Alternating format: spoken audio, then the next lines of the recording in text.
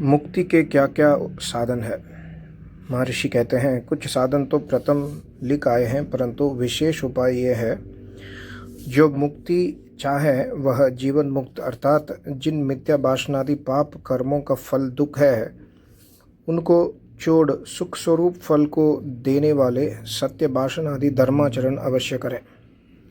जो कोई दुख को छुड़ाना और सुख को प्राप्त होना चाहे, वह अधर्म को छोड़ धर्म अवश्य करे, क्योंकि दुख का पापाचरण और सुख का धर्माचरण मूल कारण है। सत्पुरुषों के संग से विवेक अर्थात सत्य असत्य, धर्म अधर्म, कर्तव्य अकर्तव्य का निश्चय अवश्य करें। पृथक पृथक जाने और शरीर अर्थात जीव पंचकोशों का विवेचन करें। एक अन्नमय कोश, जो त्वचा से लेकर अस्थि पर्यंत का समुदाय पृथ्वीमय है। दूसरा प्राणमय कोश, जिसमें प्राण अर्थात जो भीतर से बाहर जाता है, अपान जो बाहर से भीतर आता है, समान जो नाभिस्थ होकर सर्वत्र शरीर में रस पहुंचाता, उदान जिससे कंठस्थ अन्नपान खींचा जाता है और बल पराक्रम होता है, व्यान जिससे सब शरीर में चेष्टा आदि कर्म जीव करता है। तीसरा मनोमय कोश, जिसमें मन के साथ अहंकार, वाक, पाद, पाणी, पायु और उपस्थ 5 कर्म इंद्रियां हैं। चौथा विज्ञानमय कोश, जिसमें बुद्धि, चित्त, क्षोत्र, त्वचा, नेत्र, जिह्वा और नासिका ये 5 ज्ञान इंद्रियां जिनसे जीव ज्ञान आदि व्यवहार करता है।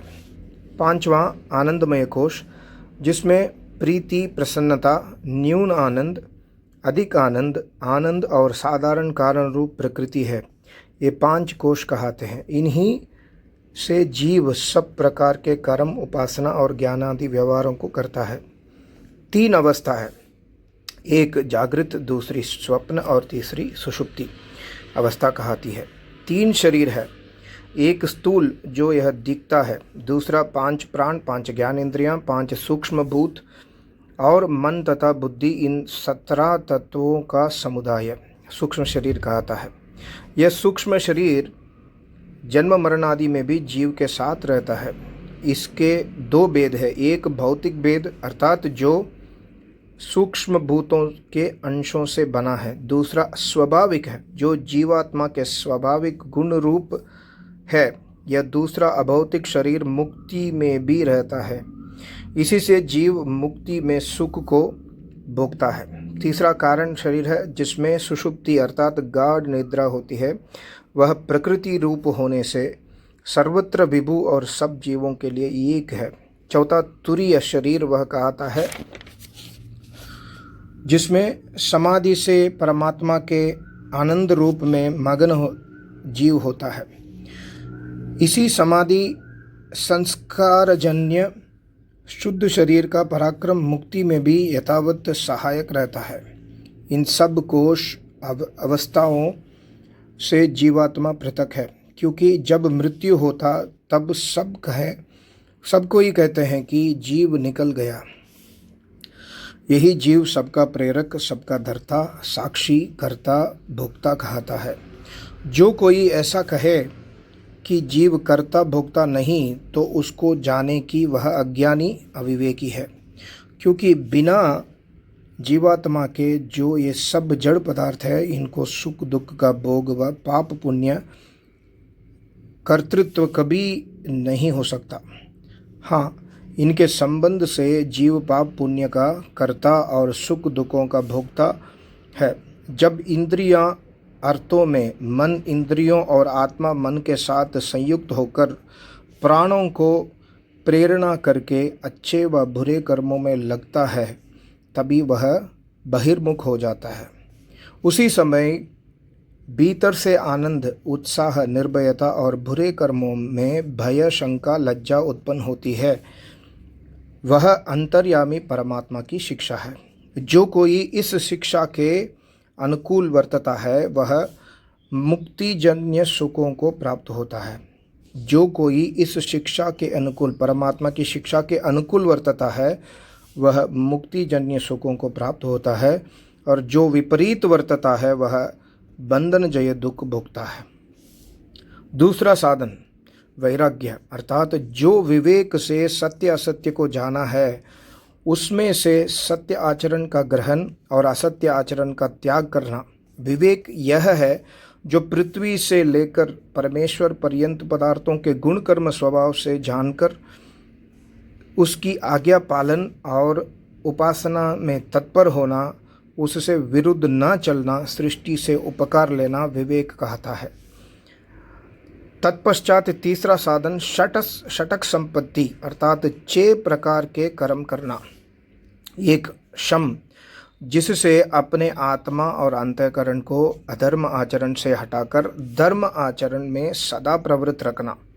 दूसरा धम, जिससे श्रोत्रादि इंद्रियों और शरीर को व्यभिचार आदि बुरे कर्मों से हटाकर जितेंद्रियत्व आदि शुभ कर्मों में प्रवृत्त रखना। तीसरा उपरति, जिससे दुष्ट कर्म करने वाले पुरुषों से सदा दूर रहना। चौथा तितिक्षा, चाहे निंदा स्तुति हानि लाभ कितना ही क्यों न हो, परंतु हर्ष शोक को छोड़ मुक्ति साधनों में सदा लगे रहना। पांचवा श्रद्धा, जो वेद आदि सत्य शास्त्र और इनके बोध से पूर्ण आप्त विद्वान सत्य उपदेष्टा महाशयों के वचनों पर विश्वास करना। छठा समाधान, चित्त की एकाग्रता। ये 6 मिलकर एक साधन तीसरा कहता है जो षटक संपत्ति है। और चौथा मुमुक्षुत्व अर्थात जैसे शुद्ध त्रिशातुर को सिवाय अन्न जल के दूसरा कुछ भी अच्छा नहीं लगता, वैसे बिना मुक्ति के साधन और मुक्ति के दूसरे में प्रीति न होना मुमुक्षुत्व है। और 4 अनुबंध है अर्थात साधनों के पश्चात ये कर्म करने होते हैं। इनमें से जो इन 4 साधनों से युक्त पुरुष होता है वही मोक्ष का अधिकारी होता है। दूसरा संबंध, ब्रह्म की प्राप्ति रूप मुक्ति प्रतिपाद्य और वेद आदि शास्त्र प्रतिपादक को यथावत समझकर अन्वित करना। तीसरा विषयी, सब शास्त्रों का प्रतिपादन विषय ब्रह्म उसकी प्राप्ति रूप विषय वाले पुरुष का नाम विषयी है।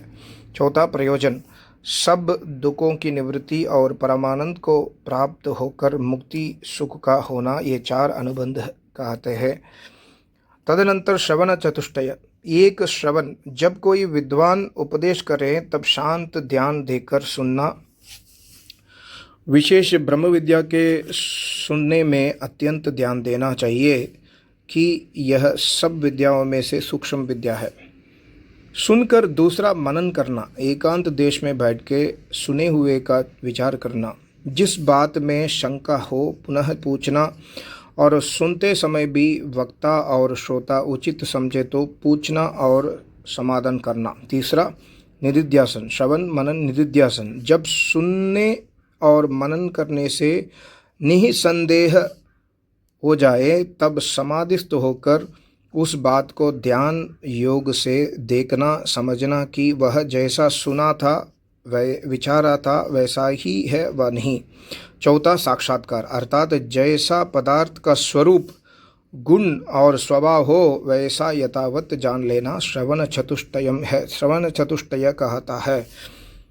सदा तमोगुण अर्थात क्रोध मलिनता आलस्य प्रमाद आदि, रजोगुण अर्थात ईर्षा द्वेष काम अभिमान विक्षेप आदि दोषों से अलग होके सत्वगुण अर्थात शांत प्रकृति पवित्रता विद्या विचार आदि गुणों को धारण करें।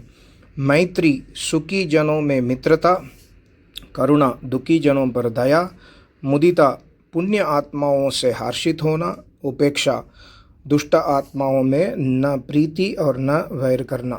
नित्य प्रति न्यून से न्यून 2 घंटा पर्यंत मुमुक्ष ध्यान अवश्य करें जिससे भीतर के मन आदि पदार्थ साक्षात हो। देखो अपने चेतन स्वरूप है, इसी से ज्ञान स्वरूप और मन के साक्षी है। क्योंकि जब मन शांत चंचल आनंदित व विषय दुख होता है उसको यथावत हम देखते हैं, वैसे ही इंद्रियां प्राण आदि का ज्ञाता पूर्व दृष्ट का स्मरण करता और एक काल में अनेक पदार्थों का वेत्ता धारण आकर्षण करता और सबसे पृथक है। जो पृथक न होते तो स्वतंत्र कर्ता, इनका प्रेरक अधिष्ठाता कभी नहीं हो सकते। अविद्या, अस्मिता, राग, द्वेष, अभिनिवेशाः पंचक्लेशाः, योग शास्त्र सूत्र 2/3। इसमें अविद्या का स्वरूप कहा है। पृथक वर्तमान बुद्धि को आत्मा से भिन्न न समझना अस्मिता। सुख में प्रीति राग, दुख में अप्रीति द्वेष, और सब प्राणी मात्र को यह इच्छा सदा रहती है कि मैं सदा शरीरस्थ रहूं, मरूं नहीं। मृत्यु दुख से त्रास अभिनिवेश कहता है।